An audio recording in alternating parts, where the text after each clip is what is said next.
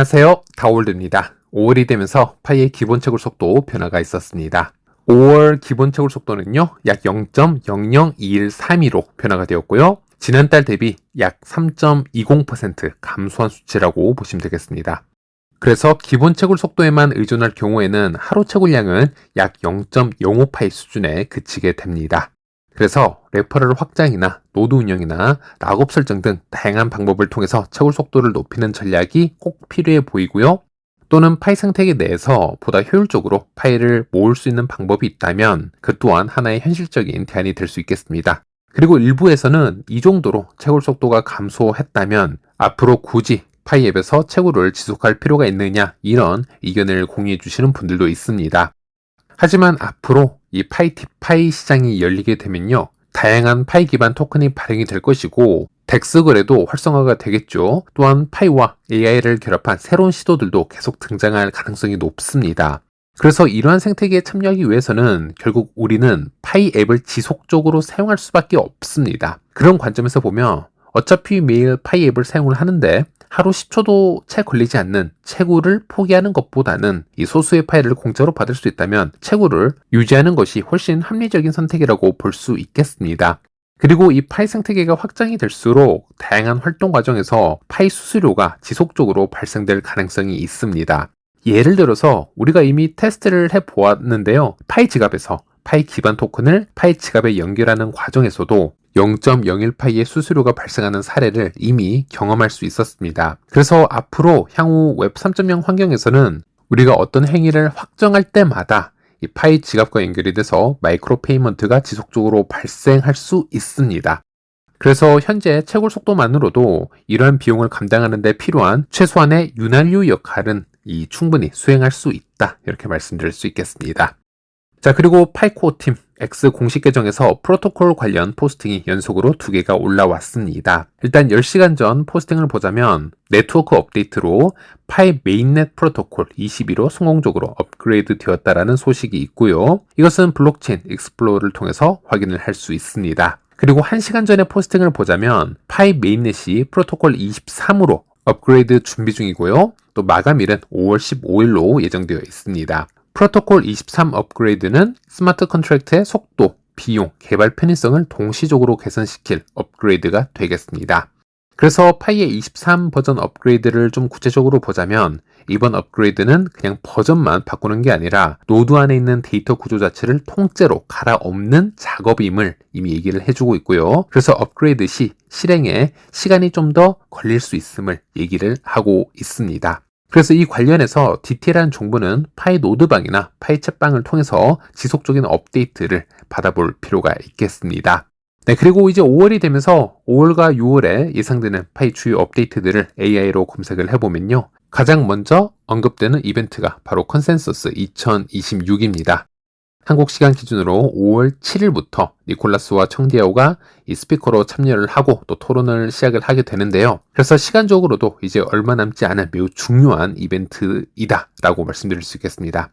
무엇보다 이번에는 단순히 파이가 드디어 오픈 네트워크로 전환을 했습니다, 이런 수준에서 끝나는 것이 아니라 파이가 가진 인간 인증 시스템이나 강력한 커뮤니티나 노드 기반 커뮤니팅 파워, 그리고 토큰 발행 구조를 바탕으로 실질적으로 파이 생태계에 유입될 수 있는 파트너 기업들을 타겟팅할 수 있다는 점에서 굉장히 중요한 이벤트라고 할 수 있겠습니다. 그래서 파이는 이번에 컨센서스 2026의 공식 스폰서로도 참여를 하고 있고요. 또 컨센서스 2026 공식 계정에서도 파이코어 팀을 직접 이렇게 언급하는 모습을 확인할 수 있는데요. 그래서 이번 5월에 열리는 큰 이벤트를 통해서 우리가 기대해 볼 수 있는 최상의 시나리오 한번 말씀드려 보자면, 한마디로 AI나 웹 3.0 스타트업 기업들이 파이 생태계로 유입이 되는 겁니다. 그리고 파이의 신원 인증을 완료한 이 1800만 명 이상의 유저 기반을 활용을 해서 본인 기업들, AI 서비스나 플랫폼을 실질적으로 성장시키고요, 나아가서 파이 위에서 자체 토큰을 발행한 뒤에 이 파이 디파이 생태계 안에서 유동성과 거래가 활발하게 이루어지는 구조까지 이어지는 것, 이제 이러한 그림이 우리가 현실적으로 기대할 수 있는 목표가 아닐까 생각을 해봅니다.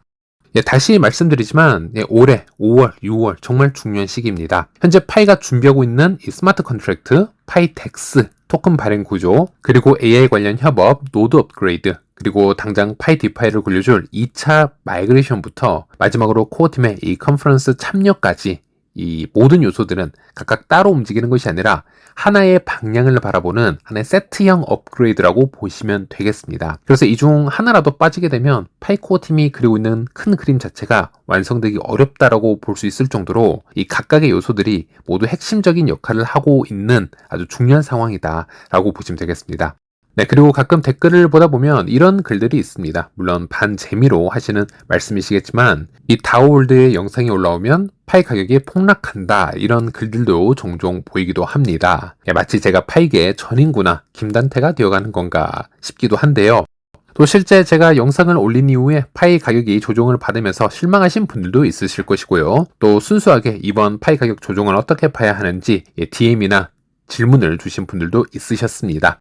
그래서 잠시 얘기를 해보자면 지금 보시는 차트가 파이 일봉 캔들 기준이 되겠습니다. 이 구간에서 만약 200일 이평선을 확실하게 돌파하고 안착하는 흐름이 나온다면 이제 파이가 어느 정도 추세 반전을 기대해 볼 수 있는 자리라고 볼 수 있겠는데 현재는 200일 이평선에서 저항을 맞았고요. 그리고 100일 이평선 지지를 확인하는 과정이라고 보시면 되겠습니다. 그래서 이 사이에서는 조금씩 위아래로 움직일 수 있다라는 것이고 그러면 기술적으로 보면은 이 이평선 기울기가 점점 평평해지고 있고요. 이 캔들 움직임이 이평선을 밟고 올라가느냐 가지 못하느냐 그 중요 포인트 바로 직전에 있기 때문에 이 사이에서 횡보하는 움직임은 우리가 미리 무엇을 판단하고 좌절하기는 좀 이른 상황이라고 보시면 되겠습니다.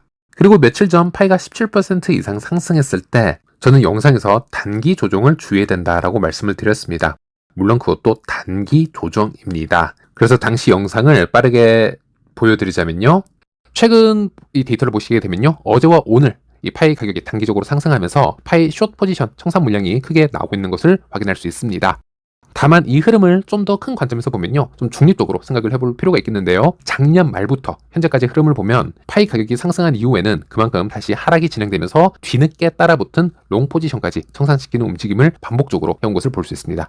즉 파이는 한 방향으로 지속적으로 크게 움직이기보다는 항상 고배율로 몰린 포지션을 반대쪽으로 정리하는 방향으로 움직여 왔다라고 볼 수 있겠습니다. 그래서 이번에도 보시면요. 마찬가지로 최근에 약한 상승으로 일부 숏 물량이 정리가 된 상태이고요. 현재 데이터를 보면 오히려 롱 포지션이 점점 증가하고 있는 것을 볼 수가 있는데 이런 부분을 고려하게 되면 확률적으로는 단기적인 이 조정 가능성도 함께 열어두고 대응하는 것이 중요할 것 같다. 이것이 현실적인 접근이라고 볼 수 있겠습니다. 그래서 이런 부분을 다시 설명해 드리는 이유는 아직 이런 흐름에 익숙하지 않은 분들을 위해서이고요. 보통 일본 기준으로 200일선과 같은 강한 저항 구간 근처에 있거나 또 선물시장에서 롱 포지션에 과도하게 자금이 몰리게 되는 상황이 온다면 확률적으로 가격 조정이 나올 가능성이 높다라는 거 이것은 당연히 자연스러운 흐름이라고 보시면 되겠습니다.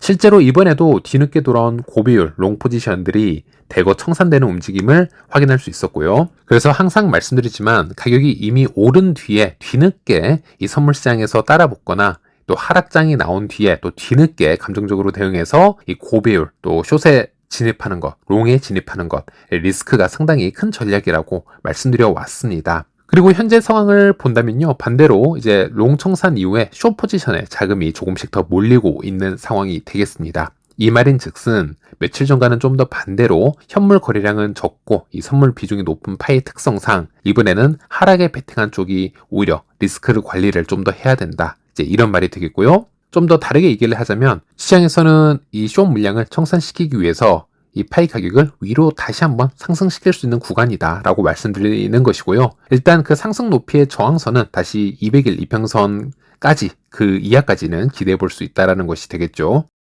물론 이것도 단기적인 움직임이고 이것으로 우리가 미리 무엇을 판단하기는 이르다라는 겁니다. 자, 그리고 지금 보시는 파란색 라인은 토탈2ES 차트가 되겠는데요. 비트코인과 스테이블 코인을 제외한 전체 알트코인 시장 흐름을 나타내는 차트라고 보시면 되겠습니다. 현재는 횡보 중이라고 보시면 되겠습니다. 파이 역시 이 알트 시장의 영향을 받고 있기 때문에 예를 들어 이 중동 리스크가 완화가 된다거나 이 금리 관련 발언에 이 긍정적인 신호가 나온다거나 예상치 못한 호재가 나오는 경우에는 이 알트 시장이 반등하면서 파이도 함께 움직일 가능성은 물론 있습니다. 다만 지금 당장 그런 외부 변수를 기대하기엔 시간이 좀 더 필요하지 않을까 생각을 해보고 있고요. 결국 파이 자체 호재를 기대를 해봐야 될 텐데 이번 5월에는 여러 업데이트들이 한 번에 몰리는 구조이기 때문에 파이의 변동성 벌써 끝이 났다라고 보기엔 좀 이르다라는 겁니다. 그래서 이 정도로 간단하게 정리해서 보시면 되겠습니다. 네, 오늘 영상 짧게 이렇게 정리를 해보았고요. 다음 시간에서 다시 찾아뵙도록 하겠습니다. 시청해주셔서 감사합니다.